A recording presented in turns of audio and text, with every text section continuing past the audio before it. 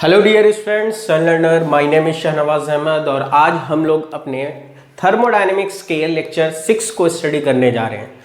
लेकिन लेक्चर 6 को पढ़ने से पहले हम लोग लेक्चर 5 में हम लोगों ने डिफरेंट टेम्परेचर स्केल और टेम्परेचर रीडिंग्स के बारे में स्टडी किया था। तो आज पहले हम लोग उससे रिगार्डिंग 2 क्वेश्चन को स्टडी करते हैं, 2 क्वेश्चन करते हैं।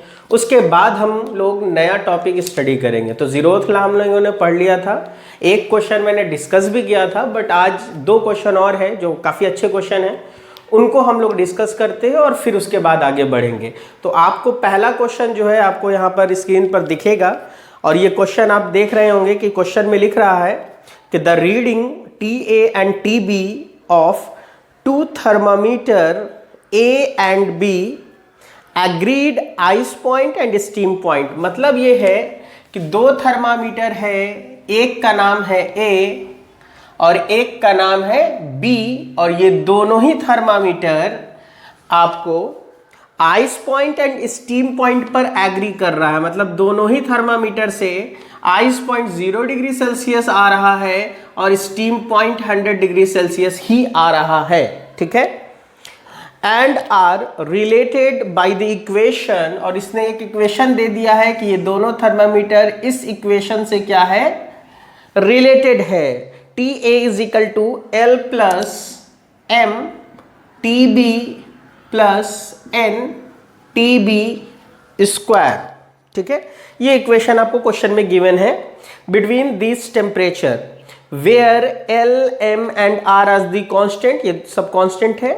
When both are immersed in oil, A reads 51 degree Celsius and B reads 50 degree Celsius. मतलब जब हमने इन दोनों थर्मामीटर को किसी ऑयल में इमर्ज्ड किया तो A पर उसी ऑयल का रीडिंग आ रहा है 51 डिग्री सेल्सियस और B पर उसी ऑयल का टेम्परेचर आ रहा है, लेकिन वो आ रहा है 50 डिग्री सेल्सियस, ठीक है। अब ये आगे कहता है determine the reading on A, यानी आपको कोई रीडिंग निकालना है A पर, ठीक है। And B reads 50 degree Celsius, जबकि B पर and B reads 25 degree Celsius, यानी B पर जो रीडिंग आ रहा है वो 25 डिग्री सेल्सियस आ रहा है। ये क्वेश्चन में उसने मेंशन कर दिया है। दैट इज कि B पर जो TB आ रहा है 25 डिग्री सेल्सियस, तो वो पूछ रहा है कि थर्मामीटर A में रीडिंग क्या होगी, ठीक है। और साथ ही साथ ये भी बताना है कि बताइए ये थर्मामीटर करेक्ट है कि नहीं है, ठीक है। तो सिंपल सा फंडा है। देखिए, जब भी आपको ऐसा क्वेश्चन दिया जाए तो आपको एक स्टैंडर्ड इक्वेशन दिया हुआ है। तो सबसे पहले हम लोग इन कांस्टेंट्स का वैल्यू को फाइंड आउट करेंगे। तो देखो, उसने कहा है कि ये दोनों ही thermometer ice point and steam point दोनों को एग्री कर रहा है। दैट इज कि दोनों पर इसका रीडिंग सेम है। तो अगर हमने कहा कि एट आइस पॉइंट, तो अगर हम लोग आइस पॉइंट पर आते हैं, दैट इज कि TA और TB दोनों की ही रीडिंग हो गई 0 डिग्री सेल्सियस, ठीक है। इसको अगर हम लोग इस स्टैंडर्ड इक्वेशन जो आपको क्वेश्चन में गिवन है, इसमें अगर पुट कर दे तो हम लोगों को क्या पता चलेगा। देखिए, A भी 0, B भी 0, सब 0 हो जाएगा। L का वैल्यू भी क्या मिलेगा, 0 मिलेगा, ठीक है। जब L का वैल्यू 0 मिला है तो अब आपके पास इक्वेशन क्या बचेगा, TA is equal to MTB plus NTB square, ठीक है। अब आप चल जाओ कहाँ, एट स्टीम पॉइंट, ठीक है। अब आप अगर स्टीम पॉइंट पर आ जाते हो, स्टीम पॉइंट का मतलब क्या हो गया, TA बराबर TB बराबर बोथ आर 100 डिग्री सेल्सियस, ठीक है। यहाँ स्टैंडर्ड इक्वेशन में रख दो, TA is equal to 100, M TB is equal to भी 100, N TB स्क्वायर यानी 100 स्क्वायर। हर जगह से देखिए 100 कॉमन लेकर के कैंसिल आउट कर दो, ठीक है। क्या बचेगा, 1 is equal to M plus N into 100, ठीक है। ऐसा करो, इसको आप कह दो इक्वेशन 1, ठीक है। जैसे ही आपको इक्वेशन 1 मिल जाए, अब आप क्या करो, अब आपको दूसरा क्वेश्चन में हिंट दे रहा है और वो ये दिया जा रहा है कि TB is equal to 25 degree Celsius. ठीक है, जैसे ही आपको कहा गया कि TB का वैल्यू कितना दिया गया है 25 डिग्री सेल्सियस और आपको TA का वैल्यू निकालना है, सॉरी एक मिनट रुक जाओ, हाँ लेकिन उससे पहले एक हिंट दे रहा है, वो ये है, ठीक है, कि TB पर जो रीडिंग है वो रीडिंग कितना है 50 डिग्री सेल्सियस एंड उसी वक्त TA पर रीडिंग जो है वो है 51 डिग्री सेल्सियस। तो अब आप क्या कर सकते हो, इन दोनों का वैल्यू यहां पुट कर दो। ठीक है, जैसे ही यहां पुट करोगे आपको क्या मिलेगा, आपको मिलेगा TA is equal to 51 is equal to M, TB is equal to 50 plus N, TB यानी 50 का स्क्वायर। ठीक है, तो यहां से आपको क्या हुआ, ये एक दूसरा इक्वेशन मिला है। ठीक है, this is equation 2 and from equation 1 and 2 दोनों को आप 10th क्लास में सॉल्व करते थे जैसे वैसे सॉल्व कीजिए। सॉल्व कीजिएगा तो यहां से आपको m का वैल्यू और n का वैल्यू दोनों क्या होगा, फाइंड आउट हो जाएगा। तो m का वैल्यू जो आपको फाइंड आउट होगा 1.04 आएगा और n का वैल्यू आएगा आपको -4 इंटू 10 टू द पावर -4। ठीक है, तो आपको m का वैल्यू भी फाइंड आउट हो गया, n का वैल्यू भी फाइंड आउट हो गया। तो बहुत सिंपल है, L तो पहले ही मिल चुका था, वो था 0, तो तीनों चीजें आपको पता चल गई। L पता चल गया, M पता चल गया, N पता चल गया। और अब ये कहता है कि देखिए B पर टेम्परेचर 25 है, यहां रख देंगे तो TA का टेम्परेचर फाइंड आउट हो जाएगा, सिंपल रख दो। तो TA is equal to L0, M का वैल्यू 1.04 इंटू TB, और TB क्वेश्चन में गिवन है कितना, वो है 25 डिग्री सेल्सियस। ठीक है, फिर उसके बाद N का वैल्यू है -4 into 10 to the power -4 and TB square यानी कि 25 का स्क्वायर। इसको आप सॉल्व कर लीजिए। जैसे ही आप सॉल्व करेंगे आपको TA का वैल्यू मिलेगा और ये TA का वैल्यू होगा 25.75 डिग्री सेल्सियस।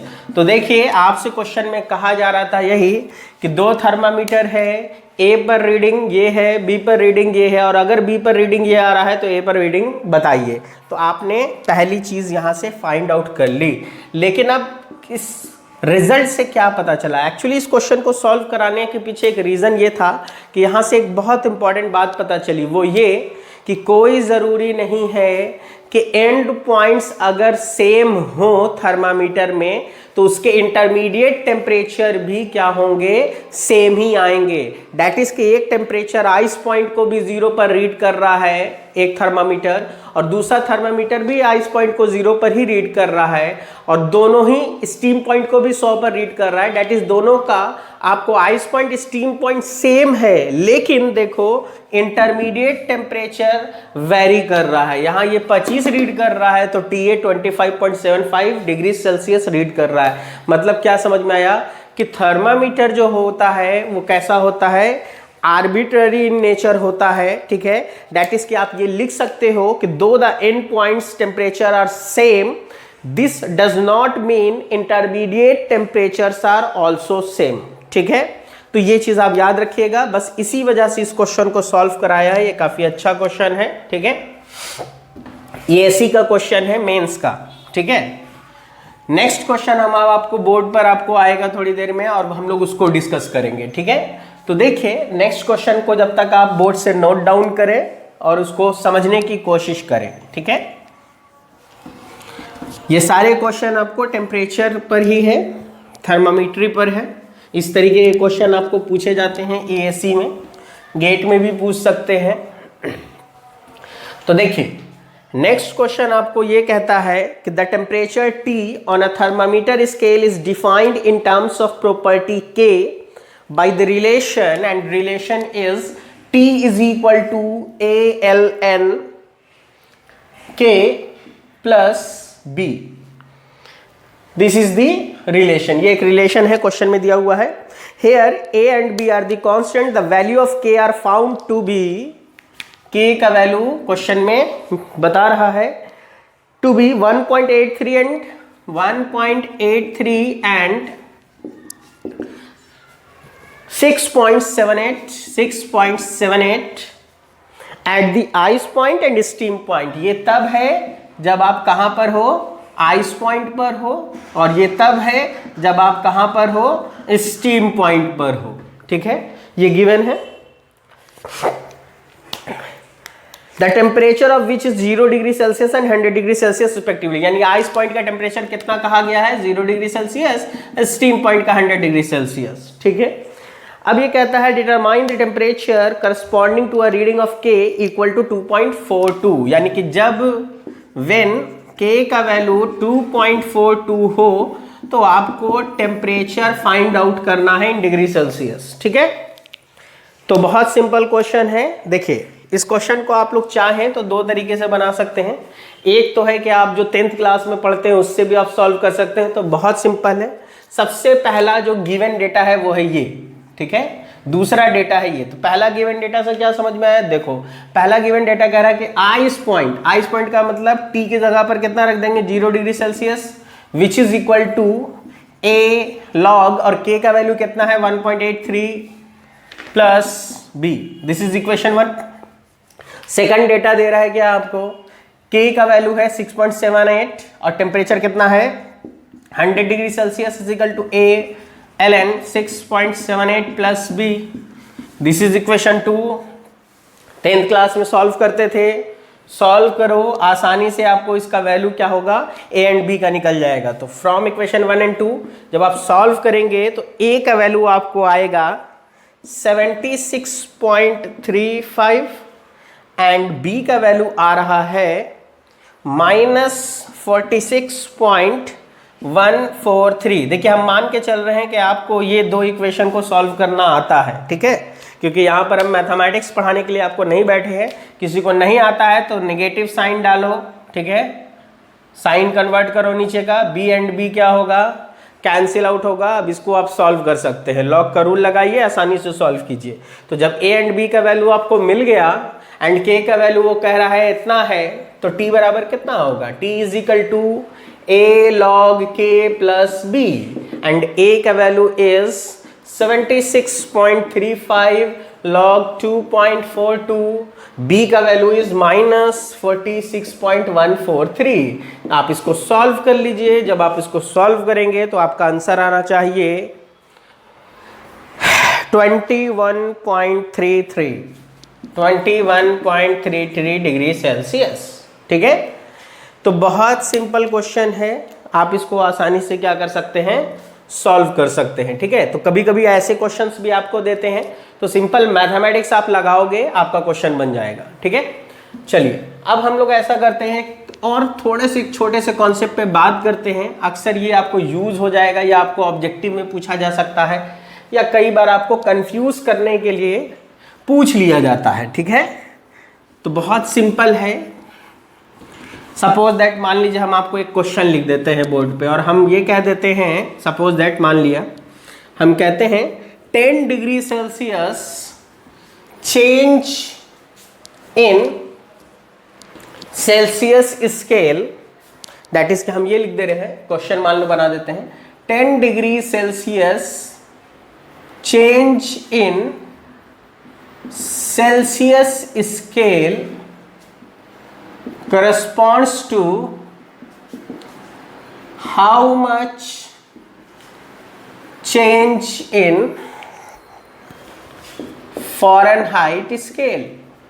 ठीक है, मैंने एक क्वेश्चन आपको ऐसे करके दे दिया। ठीक है, तो आपसे अगर कहा जाए तो देखो अक्सर लोगों से गलती क्या होती है, अरे सर ये तो बहुत इजी है, 10 डिग्री सेल्सियस को फ़ारेनहाइट में कन्वर्ट करना है, और तुम लोग क्या कर देते हो, C minus L F P by U F P minus L F P is equal to F minus L F P by U F P minus L F P लगा देते हो। लेकिन ये फार्मूला तब वैलिड होता है जब आपको यहाँ पर एग्जैक्ट रीडिंग दिया होता है। यहां पर ये 10 डिग्री सेल्सियस रीडिंग नहीं है, ये 10 डिग्री सेल्सियस क्या लिखा गया है, चेंज। दैट इज की हो सकता है कि पहले टेम्परेचर नापा गया तो 40 डिग्री सेल्सियस था, बाद में आपने नापा तो 50 डिग्री सेल्सियस दिखा। दैट इज कि यहां पर डिग्री टेम्परेचर में चेंज कितना आया, 10 डिग्री सेल्सियस का।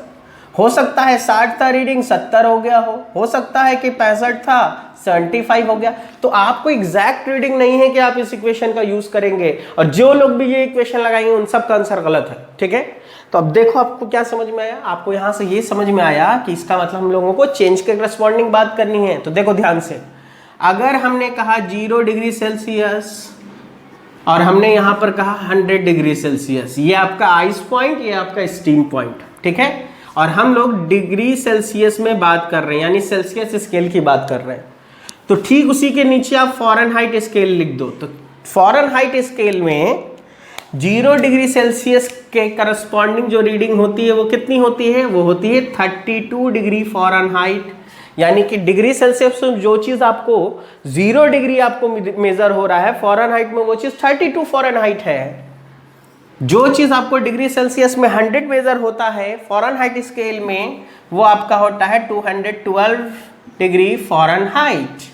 अब यहाँ पर देखिए, यहाँ पर जो चेंज आया है वो 100 डिग्री सेल्सियस का है, और यहाँ पर जो चेंज आया है वो 180 फ़ारेनहाइट का है। ठीक है, क्या समझ में आया इसका मतलब? इसका मतलब ये है कि 100 degree Celsius change is equal to 180 Fahrenheit change. यानी डिग्री सेल्सियस में 100 डिग्री चेंज होगा तो फ़ारेनहाइट में 180 डिग्री फ़ारेनहाइट चेंज होगा। इसका दूसरा मतलब क्या हो गया कि 1 degree Celsius change is equal to 180 by 100 Fahrenheit change, that is 1.8 Fahrenheit change. और ये बहुत इंपॉर्टेंट है, इसको याद रखना, बहुत सिंपल। क्या समझ में आया? मान लो इससे क्या होगा ना, तुमको इतना कैलकुलेशन करने की जरूरत नहीं है। तुमको अगर किसी ने कहा कि डिग्री सेल्सियस में टेम्परेचर 1 डिग्री चेंज हो गया तो फ़ारेनहाइट में कितना चेंज हो जाएगा, 1.8। सिंपल सा फंडा है। तो अब आप खुद देख लीजिए, मैंने कितने डिग्री का चेंज कहा था, 10 डिग्री का change, that is 1.8 into 10 is equal to 18 degree Fahrenheit. तो यहाँ से क्या समझ में आया? यहाँ से एक बहुत सिंपल सी चीज़ समझ में आई कि डिग्री सेल्सियस में 1 डिग्री का चेंज जो होता है वो किसके करस्पॉन्डिंग होता है, तो 1.8 डिग्री फ़ारेनहाइट के करस्पॉन्डिंग होता है। अब कोई कहे सर केल्विन के साथ क्यों नहीं किया? क्योंकि सिंपल, 0 से 100 और केल्विन में यही चीज़ अगर करोगे तो केल्विन में 0 डिग्री सेल्सियस का मतलब 273, 100 का मतलब 373, यहाँ भी 100 डिग्री का चेंज, यहाँ भी 100 केल्विन का चेंज। इसीलिए डिग्री सेल्सियस एंड केल्विन में चेंज जब रहता है तो हम लोगों को कन्वर्ट करने की ज़रूरत नहीं है, क्योंकि जितना चेंज डिग्री सेल्सियस में होगा उतना ही चेंज केल्विन में होगा। ठीक है, तो ये हमने इसलिए बताया ताकि आपको ये समझ में आए कि हम लोगों को चेंज की अगर बात की जाए तो कैसे सोचना है। ठीक है, अब चाहो तो तुम इसको ना एक छोटा सा फंडा के हिसाब से फार्मूला जैसा बना सकते हो। वो कैसे? देखो, सपोज दैट आपको क्या करना है, फ़ारेनहाइट में कन्वर्ट करना है। ठीक है, तो अब डिग्री सेल्सियस में कोई कहता है 40 डिग्री रीडिंग है मान लो, तो 40 डिग्री रीडिंग को हम कह सकते हैं ना 0 से 40 पहुंचा होगा, एंड फ़ारेनहाइट में 0 का मतलब 32 तो है ही, साथ में 40 डिग्री है, यानी 40 प्लस, सॉरी इसका मतलब यहाँ पर हम डिग्री सेल्सियस का रीडिंग और इसको किससे मल्टीप्लाई कर दें, 1.8 से। ठीक है, तो चाहो तो एक सिंपल सा फंडा भी बना सकते हो, एक फार्मूला जैसा चीज़ बना सकते हो। डैट इज रीडिंग को यहाँ रख दो और उसको क्या कर दो, 1.8 से मल्टीप्लाई कर दो, तो भी फ़ारेनहाइट में डायरेक्टली कन्वर्जन हो जाएगा। ठीक है, बट ये सब ट्रिक है, इन सब पर ध्यान नहीं देना। ज़्यादा बेहतर है आप क्या याद रखो, 1.8 डिग्री का चेंज होगा अगर डिग्री सेल्सियस में 1 डिग्री का चेंज है, तो बहुत आसानी से आपको निकल जाएगा। ठीक है, चलिए अब हम लोग इसके आगे चलते हैं, और यहाँ तक आपका पूरा कंप्लीटली 0th लॉ कंप्लीट हुआ, थर्मामेट्री भी कंप्लीट हुआ। अब हम लोग इसके आगे चलेंगे और इसके आगे हम लोग बात करने जा रहे हैं। देखो, फर्स्ट लॉ को पढ़ने के लिए आपको एनर्जी के बारे में भी जानना चाहिए, आपको वर्क भी आना चाहिए और आपको हीट भी आना चाहिए। तो जब तक आप एनर्जी, वर्क एंड हीट को नहीं समझोगे तब तक आप फर्स्ट लॉ ऑफ थर्मोडायनेमिक्स को नहीं समझ सकते हो। इसीलिए अब हम लोग आज जो नेक्स्ट टॉपिक पढ़ेंगे उसमें सबसे पहले हम लोग बात करेंगे एनर्जी की, ठीक है। और in terms of thermodynamics energy कितने टाइप की होगी, उसका मतलब क्या है वो पहले देखेंगे। देन हम आपको सिखाएंगे कि व्हाट इज थर्मोडायनेमिक वर्क। और यहाँ पर आपको ये रटना नहीं है कि थर्मोडायनेमिक वर्क क्या है, समझना है कि थर्मोडायनेमिक वर्क होता कैसे, ठीक है। तो सबसे पहले हम लोग बात करेंगे एनर्जी की, ठीक है।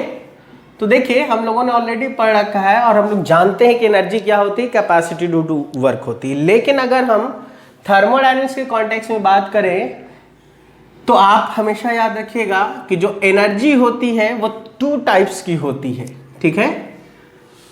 जो पहले जो क्लासिफिकेशन है एनर्जी का उसको हम कहेंगे माइक्रोस्कोपिक एनर्जी, ठीक है। और ये क्लासिफिकेशन हमेशा याद रखिएगा, आगे तक काम देगा। सेकंड क्लासिफिकेशन है मैक्रोस्कोपिक एनर्जी, ठीक है। माइक्रोस्कोपिक एनर्जी के अंदर आपको 4 पार्ट आ जाते हैं। कैसे आ रहे हैं ये हम अभी आपको बताते हैं, ठीक है। और मैक्रोस्कोपिक के अंदर आपको 2 एनर्जी आएंगे, 2 टाइप के। देखो नाम से ही समझो, माइक्रोस्कोपिक का मतलब ही है ये वो एनर्जी होगा जो उसके मॉलिक्यूलर लेवल पे बात करेगा, माइक्रो लेवल पर बात करेगा, ठीक है। तो अब देखो माइक्रो लेवल पर जो एनर्जी होती है किसी भी फ्लूइड के पास वो क्या होती है। देखो पहली चीज, आप एनर्जी को सेंस कैसे कर रहे हो। मान लो आपको मैंने कोई फ्लूइड दिया और उसका टेम्परेचर आपको 20 डिग्री था, ठीक है। आपने क्या किया, उसको एनर्जी देना शुरू किया और उसका टेम्परेचर चेंज होना शुरू हुआ, ठीक है। और आप उसको सेंस कर रहे हो थर्मामीटर से। तो देखो वो एनर्जी जो एसोसिएटेड होगा with the change of temperature is called sensible energy, ठीक है। तो सबसे पहले याद रखिएगा जो माइक्रोस्कोपिक एनर्जी में सबसे पहला एनर्जी है वो है sensible energy. Sensible energy means energy associated with the change in temperature of the fluid is called sensible energy। ये वो एनर्जी है जो आप सेंस कर सकते हैं। तो इसीलिए याद रखिएगा छोटा सा बात कि energy associated with the change in temperature of the fluid is called sensible energy, ठीक है। पहला माइक्रो लेवल पर जो एनर्जी हो गया वो ये, क्योंकि ये एनर्जी कैसे आती है सेंसिबल एनर्जी, जब आप हीट देते हो किसी फ्लूइड को तो उसकी मॉलिक्यूलर रैंडमनेस क्या होती है, इंक्रीज होती है। उसका इंटरनल काइनेटिक एनर्जी जब मॉलिक्यूलर वाइब्रेशन बढ़ता है तो उसके कारण जो उसका टेम्परेचर रेज होता है वही है सेंसिबल एनर्जी, ठीक है। दूसरा जो माइक्रोस्कोपिक एनर्जी है इसको हम लोग कहते हैं लेटेंट एनर्जी।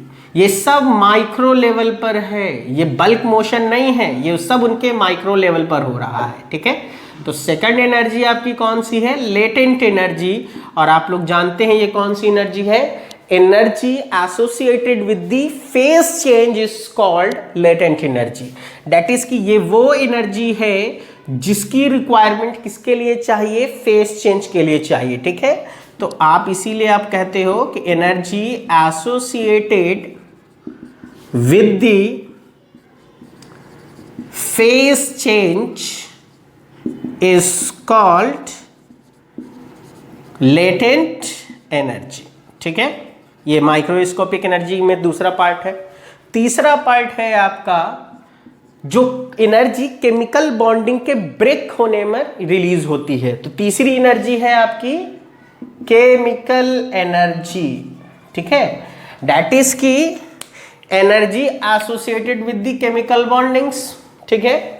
वो एनर्जी कौन सी एनर्जी कहलाती है? केमिकल एनर्जी कहलाती है। And last one is nuclear energy.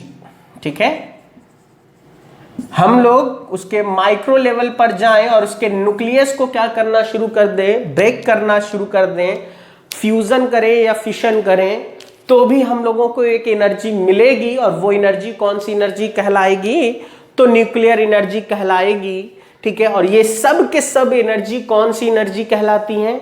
This is called microscopic energy, या ये कहो कि ये वो एनर्जी है जो फ्लूइड के पास इनहेरेंट है। ठीक है, ये ऑलरेडी मौजूद है। अगर कोई फ्लूइड है, कोई गैस है, तो उनकी केमिकल बॉन्डिंग होगी और उसके पास वो एनर्जी केमिकल एनर्जी है। फ्लूइड है, न्यूक्लियस है, तो न्यूक्लियस के पास न्यूक्लियर एनर्जी होगी और फेज चेंज वाली एनर्जी भी उसके पास है। और sensible energy, energy associated with the temperature is called sensible energy. तो कुछ तो टेम्परेचर होगा, दैट इज कि ये सारी की सारी वो एनर्जीज हैं जो इन सब के पास हमेशा अवेलेबल है शुरू से। इसीलिए इस एनर्जी को हम लोग अगर ब्रीफली बोले तो इसको क्या कहा जाता है? This is called internal energy. ठीक है, तो ये क्या कहलाता है? This is called internal energy. और इसी को जब हम आगे पढ़ेंगे तो देखिएगा ध्यान से, कहीं ना कहीं हम इसको लिखेंगे कि यही आपका कौन सी एनर्जी है? This is your random energy.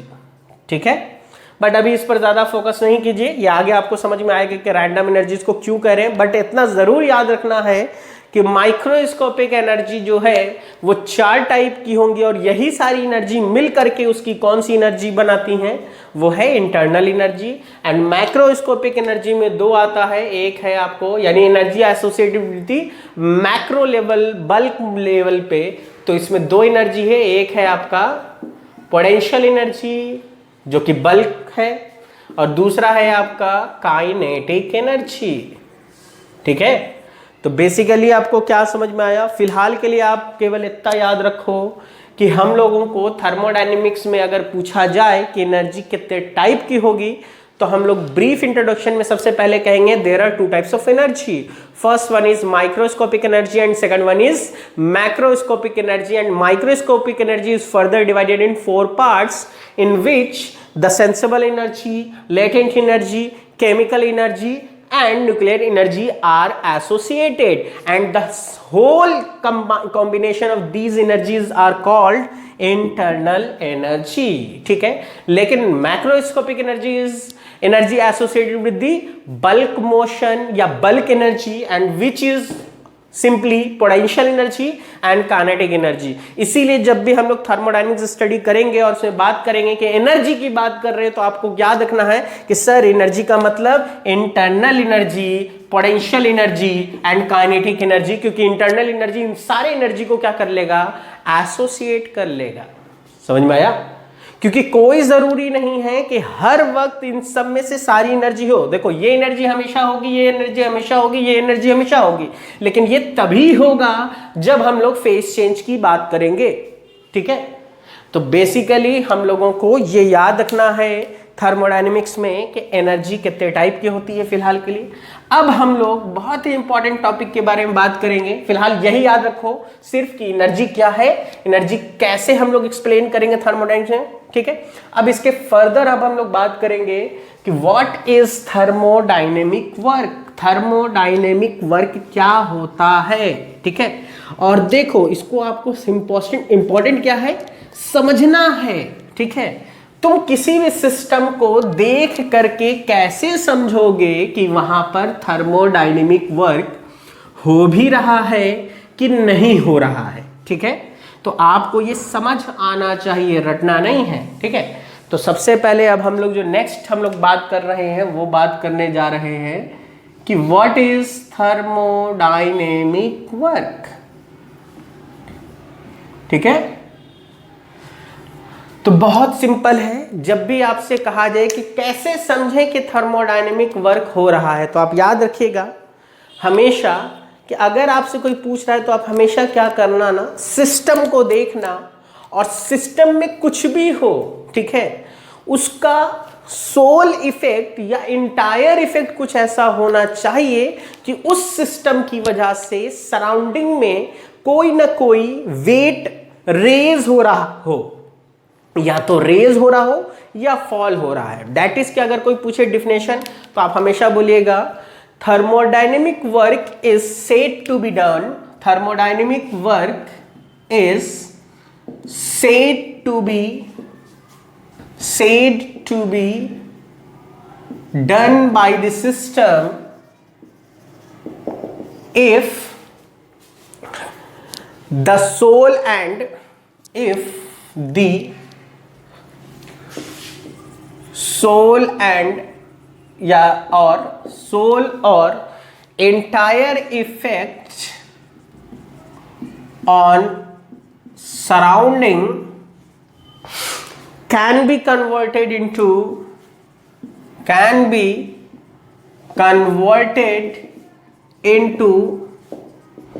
raising of weight, though weight may not be actually raised। अब मतलब क्या है इसका, देखो यानी कि कहीं ना कहीं सिस्टम को अगर आप देखो, अगर कोई बोल रहा है कि सिस्टम वर्क कर रहा है तो आप सिस्टम को देखो और उस सिस्टम का इंटायर इफेक्ट या उस सिस्टम में जो कुछ भी हो रहा है उसका सोल इफेक्ट, उसकी आत्मा जो ऐसी होनी चाहिए, उसका सोल इफेक्ट ऐसा होना चाहिए कि सराउंडिंग में लगे आपको कि कोई ना कोई वजन उठाया जा रहा है। ठीक है, क्लियर है? तब हम कहेंगे कि आपका thermodynamic work done by the system हो रहा है, जबकि कोई जरूरी नहीं कि वेट उठे, आपको उसको देखना है वैसे। तो अब इसको समझने के लिए देखो जो हम बता रहे हैं इसको ध्यान दो। सपोज दैट हम एक सिस्टम बनाते हैं, ठीक है, मैंने क्या किया, सपोज दैट मैंने एक इलेक्ट्रिकल बैटरी ली, ठीक है, यहां से इलेक्ट्रिकल बैटरी से दो इलेक्ट्रिकल वायर आए, ठीक है, ये दोनों वायर जो है ये एक है मोटर, इस मोटर से कनेक्टेड है और this is the motor shaft, ठीक है, और ये जैसे भी करंट हो डायरेक्शन से कोई अपना, ठीक है, ये ऐसा कुछ है। और सपोज दैट किसी ने कहा कि सर आपका सिस्टम ये है, क्योंकि देखो system according to the question change होता जाएगा, ठीक है, तो सिस्टम हमेशा मेंशन किया जाएगा। तो कोई अगर आपसे कहता है कि दिस इज योर सिस्टम, और ये रेड लाइन से हमने क्या ड्रॉ किया है, this is your imaginary boundary, क्योंकि मैंने बताया था कि बाउंड्री हो भी सकती है या फिर आप अज्यूम भी कर सकते हो। रियल बाउंड्री होगी तो उसको रेगुलर लाइन से डिनोट करेंगे, इमेजिनरी बाउंड्री होगी तो उसको डॉटेड लाइन से डिनोट करेंगे, ठीक है। तो आपको उसने मेंशन किया कि दिस इज योर सिस्टम, ठीक है, जो उसने दिखाया है। और अब ये पूछता है कि बताइए कि इस सिस्टम की वजह से क्या थर्मोडायनेमिक वर्क हो रहा है। तो आप देखो इसी सिस्टम को अज्यूम करो, पहले समझो।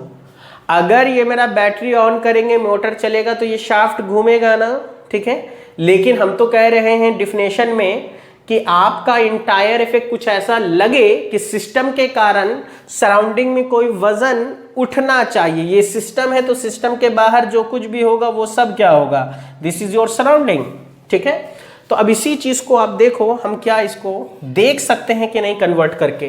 तो हमने कहा कि this is your electrical battery, इसी सिस्टम को हम ऐसे सोच सकते हैं, इस बैटरी से दो वायर आया, ठीक है, ये दोनों आपको कहाँ जा रहा है, दिस इज योर मोटर, ठीक है, एंड मोटर से ये था शाफ्ट। अगर हम शाफ्ट में सपोज दैट इस तरीके से कोई पुली कनेक्ट कर देते, ठीक है, और इस पुली में हमने क्या किया, इस तरीके से कोई वायर ऐसे लटका दिया, और यहाँ पर m kg मास का कोई बॉडी लटका दिया, तो देखिए आपको क्वेश्चन में कह रहा था कि दिस इज योर सिस्टम, यहां तक सिस्टम था, ठीक है, ये था सिस्टम तुम्हारा।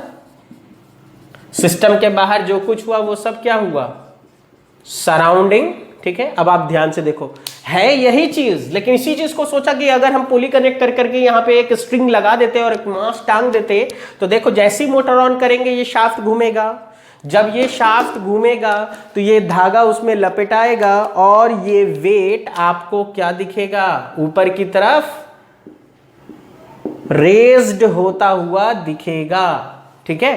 तो इससे आपको क्या समझ में आया कि हाँ, सिस्टम में जो कुछ भी हो रहा है इसके कारण सराउंडिंग में क्या हो सकता है, कोई ना कोई वेट जो है उसको उठाया जा सकता है। तो हम कह सकते हैं कि हाँ, यहां पर work done by the system हो रहा है, ठीक है। लेकिन एक चीज ध्यान दो, जब भी कोई बोले कि थर्मोडायनेमिक वर्क पहचानना है तो हमेशा याद रखो आपको क्या करना है, जब भी थर्मोडायनेमिक वर्क पहचानना है हमेशा बाउंड्री पर देखना है। कहां देखना है, बाउंड्री पर देखना है। क्यों बाउंड्री पर देखना है, क्योंकि देखो वर्क तभी पता चलेगा हो रहा है या नहीं हो रहा है जब तक कि आपके सराउंडिंग पर कोई इफेक्ट ना दिखे। तो आप बाउंड्री पर देखोगे तो आपको आसानी से समझ में आ जाएगा कि थर्मोडायनेमिक वर्क हो रहा है कि नहीं हो रहा है, बाउंड्री के बाहर उसका क्या असर है, ठीक है। और कैसा वर्क है इसके लिए बाउंड्री पर देखना। तो यहां देखो, यहां पर क्या समझ में आया आपको, यहां पर अब कोई पूछे कि चलिए ठीक है थर्मोडायनेमिक वर्क तो हो रहा है, लेकिन ये थर्मोडायनेमिक वर्क जो हो रहा है ये कैसा वर्क है, तो आप क्या कहेंगे। अब आप देखो, जब भी पूछा जा रहा है कैसा थर्मोडायनेमिक वर्क है तो आप कहां पर देखेंगे, बाउंड्री पर देखना है। और बाउंड्री पर देखो क्या चीज बाउंड्री क्रॉस कर रही है, तो आप कहोगे सर बाउंड्री जो चीज क्रॉस कर रही है वो है शाफ्ट, ठीक है। और शाफ्ट क्या चीज है, शाफ्ट जो है ये मैकेनिकल वर्क देगा, क्योंकि शाफ्ट जो होता है वो क्या है, वो मैकेनिकल सिस्टम है, ठीक है। या फिर आपको उसको शाफ्ट वर्क भी कह सकते हो। तो यहां पर जो थर्मोडायनेमिक वर्क मिल रहा है, थर्मोडायनेमिक वर्क, वो वर्क कैसा है, शाफ्ट वर्क है, या फिर इसी को आप मैकेनिकल वर्क कहते हो। और अब ध्यान से देखो, शाफ्ट वर्क में आपको पता है कि शाफ्ट का जो पावर होता है वो टॉर्क इनटू ओमेगा होता है, ठीक है, क्लियर है। तो अगर ये पावर दिया हुआ है ओमेगा, तो पावर बराबर क्या होता है, वर्क अपॉन टाइम। तो अगर आपको ओमेगा रेडियन पर सेकंड में दिया हुआ है, टॉर्क न्यूटन मीटर में गिवन है, तो आप क्या करोगे, अगर थर्मोडायनेमिक वर्क आपको दिया गया है तो आप करना ये है कि आप सिंपल पावर इंटू टाइम कर देंगे, दैट इज की T into omega into time, और आपको थर्मोडायनेमिक वर्क निकल जाएगा इस केस में, ठीक है। तो सिंपल है, आपको जब भी आपको शाफ्ट वर्क निकालना हो आप ऐसे ही करेंगे, ठीक है। तो देखिए आपको क्या समझ में आया, आपने बाउंड्री को देखा तो आपको दिख गया कि शाफ्ट क्रॉस कर रहा है, इसलिए वर्क कैसा हुआ, शाफ्ट वर्क हुआ। अगर शाफ्ट वर्क की बात करना है तो शाफ्ट पावर क्या होता था, शाफ्ट पावर होता है टॉर्क इनटू ओमेगा। अगर ओमेगा रेडियन पर सेकंड में है, दैट इज कि आपको वर्क अपॉन टाइम है वो चीज, और वर्क ऑन टाइम का मतलब क्या है कि आप वर्क अगर निकालना चाहते हो तो टाइम को पावर से मल्टीप्लाई कर दो। तो अगर आपको ओमेगा रेडियन पर सेकंड में है तब आप ऐसा करोगे, लेकिन ठीक है कई बार आपको ऐसा होगा क्वेश्चन जिसमें वो ओमेगा जो देगा वो सिंपली हमेशा, ठीक है, वो हमेशा क्या करता है, एन जो देता है वो रोटेशन पर मिनट में ना दे करके रेवोल्यूशंस लिखेगा क्वेश्चन में, ठीक है। तो देखो इस चीज को समझो ध्यान से, जब भी क्वेश्चन आपको थर्मोडायनेमिक्स का मिले तो हमेशा याद रखिएगा वो हमेशा टोटल रेवोल्यूशंस दे देता है। और टोटल रेवोल्यूशंस का मतलब ये है कि वो पर मिनट नहीं है, जितना टाइम भी शाफ्ट रोटेट किया है उसका टोटल दे रहा है। तो अगर क्वेश्चन में, इसको नोट में याद रखिएगा, अगर क्वेश्चन में रेवोल्यूशंस लिखा है, ठीक है, तो आपको n रेवोल्यूशंस लिख देगा, ठीक है। और अगर रेवोल्यूशंस लिखा है तो आपको वर्क डन जो होगा वो 2 पाई n इंटू टॉर्क होगा, सिंपल, ठीक है। आपको 60 से डिवाइड नहीं करना है क्योंकि उसने टाइम के साथ ऑलरेडी मल्टीप्लाई करके दिया है, ठीक है। तो हमेशा याद रखिएगा, और ज्यादातर आपको केस में बता दें, आपको रेवोल्यूशन ही मिलेगा, ठीक है। तो आपको अगर शाफ्ट वर्क कहो, इसी को आप पैडल वर्क भी कहते हो, ठीक है। पैडल वर्क भी यही चीज है, पैडल वर्क कहो, शाफ्ट वर्क कहो, मैकेनिकल वर्क कहो, ये सब एक ही चीज है, ठीक है। तो आपको इससे क्या समझ में आया कि जब भी कभी आप बाउंड्री को देखो और कोई शाफ्ट क्रॉस कर रहा है, कोई पैडल क्रॉस कर रहा है, कोई मैकेनिकल सिस्टम क्रॉस कर रहा है जिसमें रेवोल्यूशन हो रहा है, और उसने क्वेश्चन में टोटल रेवोल्यूशंस दिया है, तो आपको वर्क कैसे निकालना है, 2 पाई n इंटू टॉर्क, ठीक है। बाई 60 मत करना, बाई 60 तभी करना जब उसने लिखा हो क्वेश्चन में RPM, यहां रेवोल्यूशंस लिखा है, RPM नहीं लिखा है। तो हमेशा याद रखिएगा, तो जब RPM लिखेगा तो आप टॉर्क को क्या लिख दोगे, आप लिखोगे 2 पाई n बाई 60, ठीक है, और इंटू ओमेगा इंटू टी, ठीक है, तब ऐसा करना। लेकिन अगर क्वेश्चन देखोगे थर्मो का, 95% क्वेश्चंस यही होंगे जिसमें ऐसे होगा, ठीक है। तो आपको पहला केस क्या समझ में आया कि शाफ्ट वर्क थर्मोडायनेमिक में होता है या नहीं होता है, और उसको हम लोग कैसे फाइंड आउट करेंगे। और थर्मोडायनेमिक वर्क हो रहा है, हम लोग उसको समझने के लिए एंटायर इफेक्ट को देखेंगे कि वेट रेज हो रहा है कि नहीं है। दूसरी चीज, आपको कैसा थर्मोडायनेमिक वर्क है ये अगर पहचानना है तो आपको क्या करना पड़ेगा, आपको बाउंड्री को देखना पड़ेगा। तो अब देखो, सेम क्वेश्चन था सपोज दैट, और मैंने क्या किया, मैंने बाउंड्री चेंज कर दी और इस बार कहा कि दिस इज योर बाउंड्री। ध्यान से देखो, अब जो है सिस्टम बस यहीं तक है, तो यहां भी इसको कर दो, क्या फर्क पड़ेगा, कोई फर्क नहीं पड़ेगा, ठीक है। लेकिन यहां पर भी देखोगे तो अभी भी, हाँ सर, वेट अभी भी रेज होगा। मोटर ऑन करेंगे, इलेक्ट्रिकल बैटरी से पावर देंगे, मोटर ऑन होगा, घूमेगा, वेट रेज तो होगा। लेकिन इस बार जो बाउंड्री क्रॉस कर रहा है वो क्या क्रॉस कर रहा है, इलेक्ट्रिकल सिस्टम। इलेक्ट्रिकल सिस्टम यानी इलेक्ट्रिक करंट का हो, इलेक्ट्रिकल वायर का हो, electrical system crosses the boundary. इस केस में जो बाउंड्री क्रॉस कर रहा है वो इलेक्ट्रिकल सिस्टम क्रॉस कर रहा है। दैट इज कि यहां पर जो थर्मोडायनेमिक वर्क है, थर्मोडायनेमिक वर्क है, वो वर्क कौन सा वर्क है, this is your electrical work, ठीक है। तो अगर कभी भी आपका बाउंड्री इलेक्ट्रिकल वायर, कोई भी इलेक्ट्रिकल सिस्टम क्रॉस करे, तो उस केस में जो थर्मोडायनेमिक वर्क होगा वो किस टाइप का होगा, तो वो होगा आपका इलेक्ट्रिकल वर्क, ठीक है। आप लोग जो थर्मो में पढ़ते हो ना, पीडीवी, वो सिर्फ एक टाइप का वर्क है which is known as displacement work, ठीक है। थर्मोडायनेमिक में बहुत टाइप के वर्क होते हैं। सबसे पहला बताया शाफ्ट वर्क, दूसरा है इलेक्ट्रिकल वर्क। अब इलेक्ट्रिकल वर्क में आप सबसे पहले जानो इलेक्ट्रिकल पावर। तो इलेक्ट्रिकल पावर की अगर हम बात करें तो power is equal to voltage into क्या होता है, करंट, ठीक है। तो V इंटू आई अगर करेंगे तो पावर मिलेगा।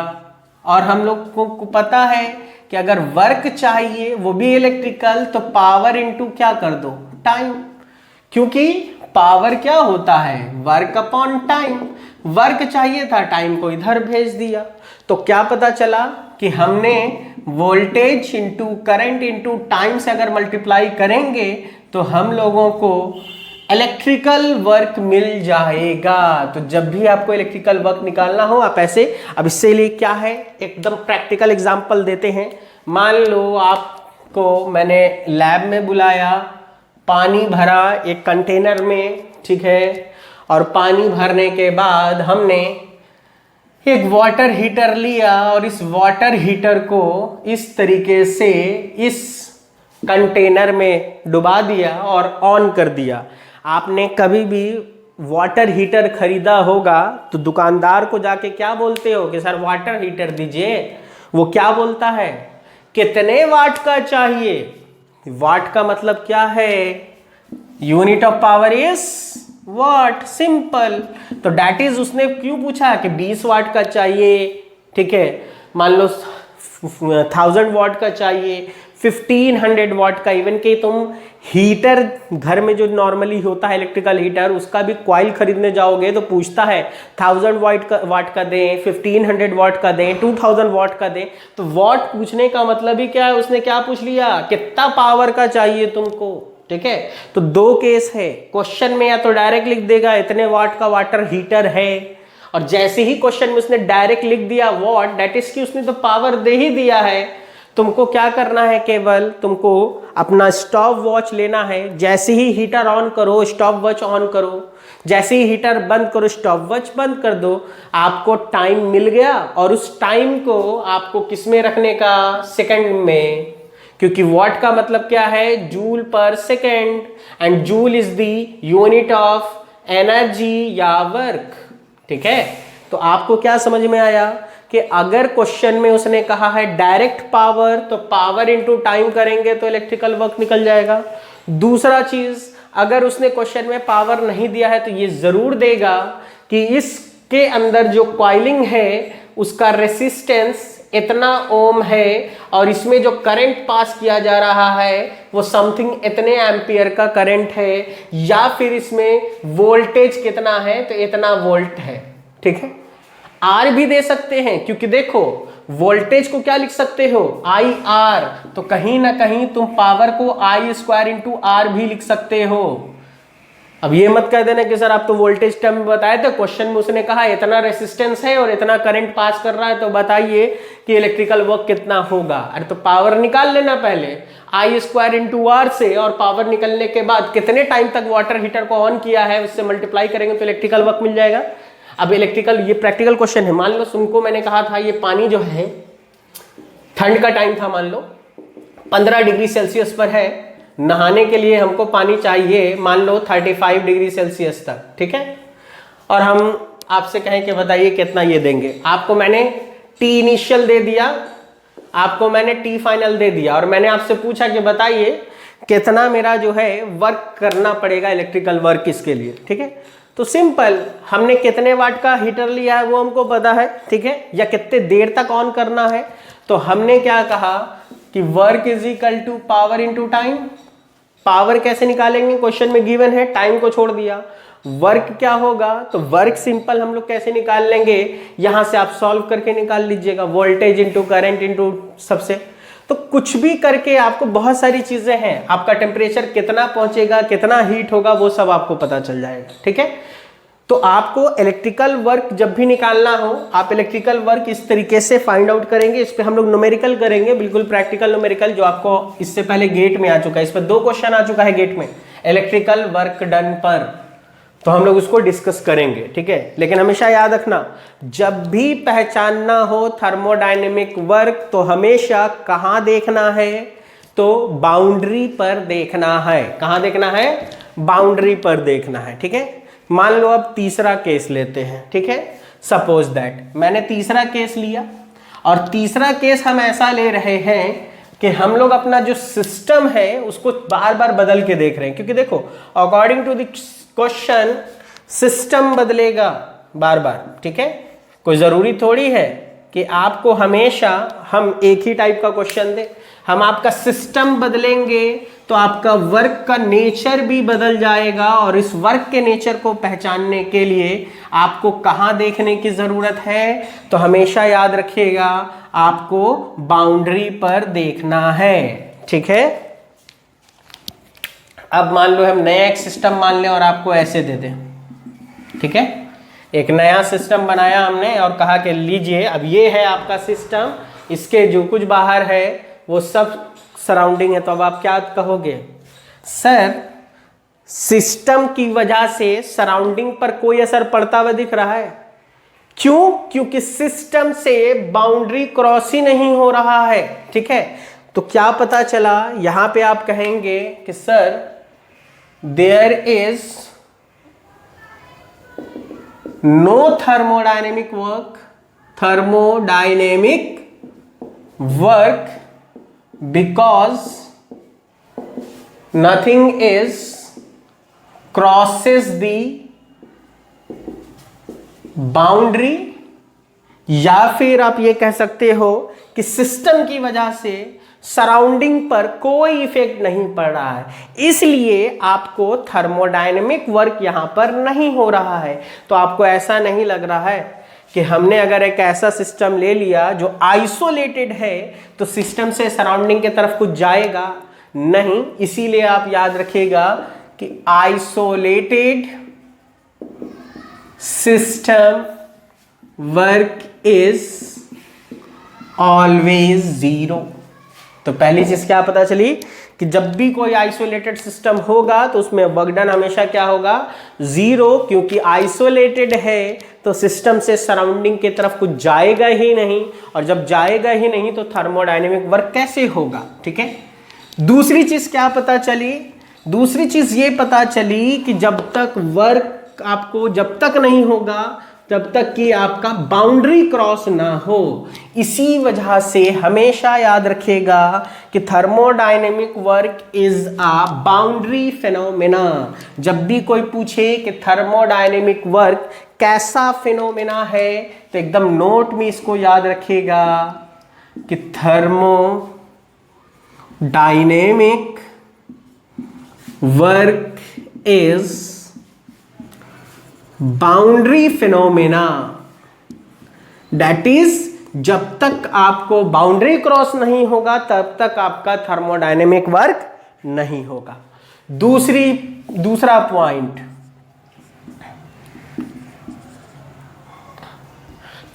Thermodynamic work is transient phenomena. Transient phenomena का मतलब वर्क से हीट में ट्रांजिशन हो सकता है, ठीक है, या फिर हीट से वर्क में ट्रांजिशन हो सकता है। तो वैसा फिनोमेना क्या कहलाता है, ट्रांजिएंट फिनोमेना। और इसका एग्जांपल सिंपल है, आपने देखिए वाटर हीटर अगर लगाया तो आपने जो पानी की बाउंड्री है वो तो ये वाली है, ब्लैक वाली। इस बाउंड्री को कौन क्रॉस कर रहा है, इलेक्ट्रिकल सिस्टम, क्योंकि इसके अंदर रेसिस्टर होता है। तो यहां से इसकी तरफ कौन सा चीज आ रहा है, वो तो है थर्मोडायनेमिक वर्क। कैसा वर्क है, इलेक्ट्रिकल वर्क। लेकिन इस वर्क के कारण पानी का क्या हो रहा है, तो टेम्परेचर बढ़ रहा है। दैट इज कहीं ना कहीं ये इलेक्ट्रिकल वर्क किस में कन्वर्ट हो रहा है, तो हीट में। तो आप कह सकते हो ना कि वर्क का हीट में ट्रांजिशन कर सकते हैं, ठीक है। इसीलिए दूसरा पॉइंट क्या है, पहला point thermodynamic work is boundary phenomena, and second point is thermodynamic work is transient phenomena, ठीक है। तो दूसरा पॉइंट क्या है कि थर्मोडायनेमिक वर्क हमेशा कैसा फिनोमेना होता है, तो ट्रांजिएंट फिनोमेना होता है। तो ये दो पॉइंट आप हमेशा याद रखेंगे थर्मोडायनेमिक्स के कॉन्टेक्स्ट, थर्मोडायनेमिक वर्क के कॉन्टेक्स्ट में, ठीक है। अब नेक्स्ट हम लोग इसी में बात करें अगर,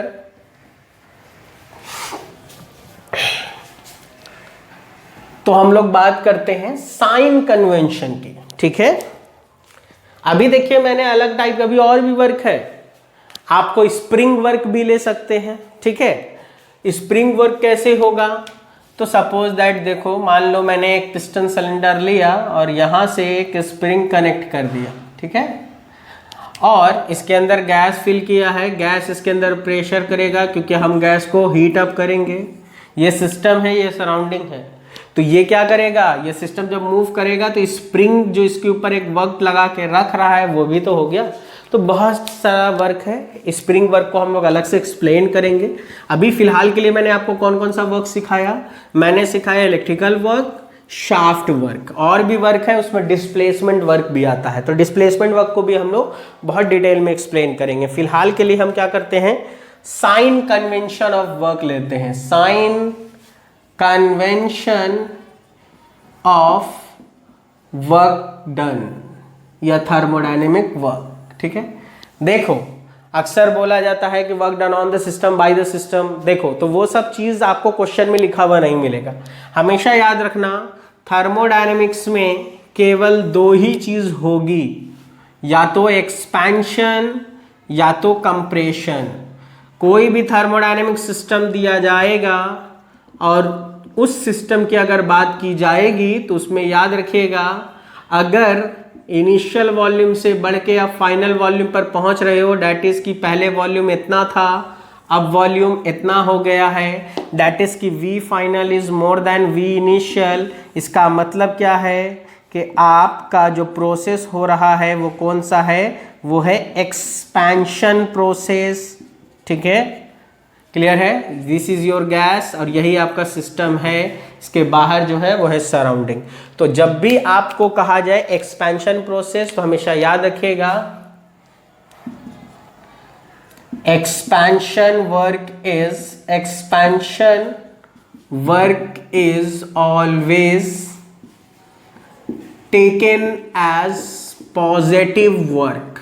ठीक है, अब देखो इसको पॉजिटिव क्यों कहा गया, क्योंकि देखो ये है तुम्हारा सिस्टम, इसके बाहर क्या चीज होगी, surrounding.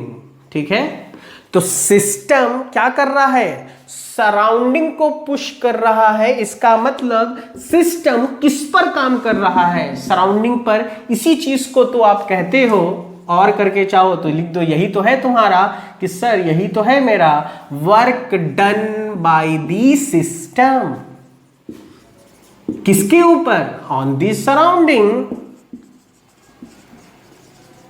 Is taken as positive. लेकिन हमेशा याद रखो थर्मोडायनेमिक्स में जब भी क्वेश्चन दिया होगा आपको कुछ नहीं लिखा होगा, आप पहले तो इस चीज को देखना, अगर आपका वॉल्यूम इंक्रीज कर गया है फाइनल पॉइंट पर इनिशियल से, it means that the process must be expansion process and expansion work is always positive. और आप अगर न्यूमेरिकल सॉल्व करें और आंसर नेगेटिव आ जाए तो आप समझ जाना कि आपने न्यूमेरिकल में गलती किया है।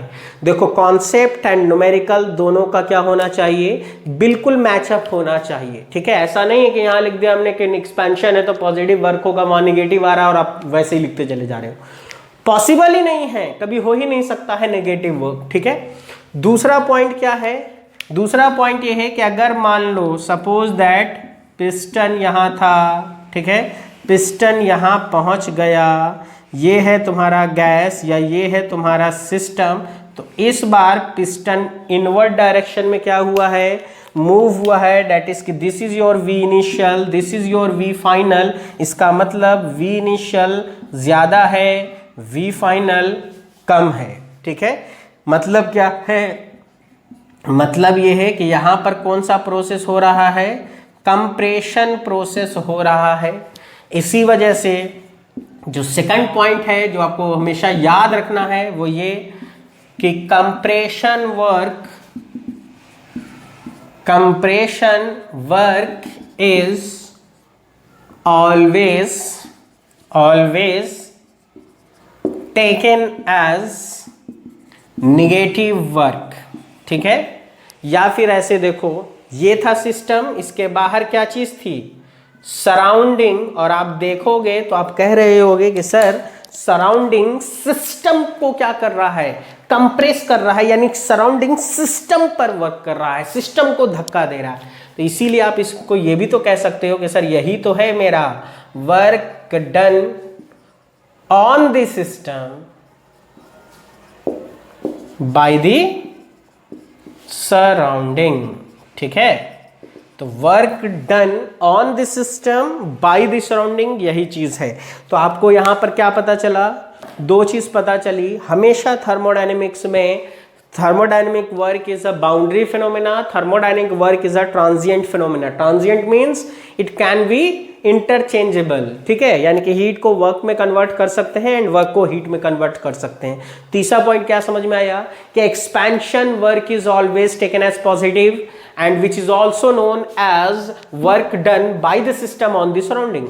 ठीक है, या फिर आप ये भी कह सकते हैं सेकंड पॉइंट, नेक्स्ट पॉइंट में, कि compression work is always taken as negative work and work done on the system है बाय द सराउंडिंग है। ठीक है, तो ये हो गया उसका साइन कन्वेंशन। इसीलिए जब भी कोई क्वेश्चन देखेंगे हम लोग, ठीक है, तो उस क्वेश्चन में ऐसे ही सोचना है। ठीक है, तो इसको ऐसे भी समझो, अगर हम work done by the system की बात कर रहे हैं तो देखो हमेशा याद रखो, अगर ये तुम्हारा सिस्टम है और ये वर्क प्रोड्यूस कर रहा है तो वर्क किसकी तरफ जाएगा, सराउंडिंग की तरफ जाएगा, और ये हमेशा कैसा वर्क होगा, पॉजिटिव वर्क। ठीक है, अगर ये तुम्हारा सिस्टम है, ठीक है, और इधर आपका क्या है, सराउंडिंग है, तो सराउंडिंग से अगर सिस्टम की तरफ एरो दिखा रहे हो, इसका मतलब कि आप वर्क सिस्टम को दे रहे हो और इसलिए ये कैसा वर्क होगा, नेगेटिव वर्क होगा। ठीक है, तो साइन कन्वेंशन कैसे यूज करना है, आई थिंक कि आपको ये क्लियर हो गया होगा। ठीक है,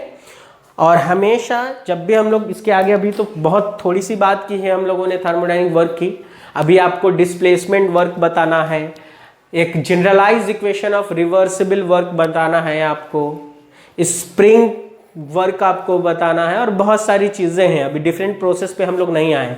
आज सिर्फ मैंने आपको ये सिखाया कि थर्मोडायनेमिक वर्क क्या है, कैसे समझोगे कि थर्मोडायनेमिक वर्क हो रहा है कि नहीं हो रहा है। ठीक है, मान लो तुम लैब में हो और लेथ मशीन पर काम कर रहे हो और किसी ने कह दिया कि चलो आपके स्पिंडल तक आपका जो है वो एक सिस्टम है, तो बताइए आपका थर्मोडायनेमिक वर्क क्या होगा।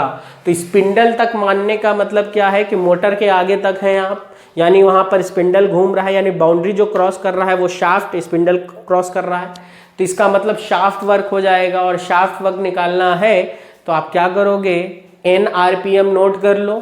ठीक है, कितने टाइम तक रोटेट कर रहे हो, टाइम नोट कर लो। ठीक है, टॉर्क कितना है वो नोट कर लो, सॉल्व करो, आप फिर बता देना कि सर इतना वर्क होगा। ठीक है, लेकिन उसी में मान लो फिर हमने क्या कर दिया, सिस्टम चेंज कर दिया और कहा कि ऐसा है मोटर से पहले तक आपका सिस्टम है, मतलब इलेक्ट्रिकल सिस्टम क्रॉस होगा, तो उस वक्त जब आप वर्क निकालोगे तो आप वोल्टेज नोट कर लो, करंट नोट कर लो, टाइम नोट कर लो, इलेक्ट्रिकल वर्क निकल जाएगा। और ध्यान देना, जब तुम इलेक्ट्रिकल वर्क निकालोगे और जो स्पिंडल पे जो वर्क आया था, दोनों में फर्क आएगा। इलेक्ट्रिकल वर्क ज्यादा होगा, स्पिंडल वर्क कम होगा, क्योंकि आपको इलेक्ट्रिकल एनर्जी को जब मैकेनिकल एनर्जी में वहां पर मोटर में कन्वर्ट होगा तो वहां पर क्या होगा, स्लिप लॉस। ठीक है, तो ये बिल्कुल प्रैक्टिकल है, आप करके देख सकते हो। ठीक है, तो फिलहाल आज के लिए हम लोग इतना ही रहने देते हैं कि थर्मोडायनेमिक वर्क क्या चीज़ है, इसको कैसे समझेंगे। नेक्स्ट लेक्चर में हम आपको क्या पढ़ाएंगे, डिस्प्लेसमेंट वर्क सिखाएंगे पांचों प्रोसेस के लिए। ठीक है, स्प्रिंग वर्क निकालना सिखाएंगे आपको कुछ न्यूमेरिकल्स इस पर करेंगे जो प्रीवियसली आपको आ चुका है, काफ़ी अच्छे क्वेश्चंस जो हैं उनको हम लोग डिस्कस करेंगे। ठीक है, तो टिल देन आप क्या करो, लाइक करो, शेयर करो, सब्सक्राइब करो चैनल को और लेक्चर को एंजॉय करो। Till then good bye.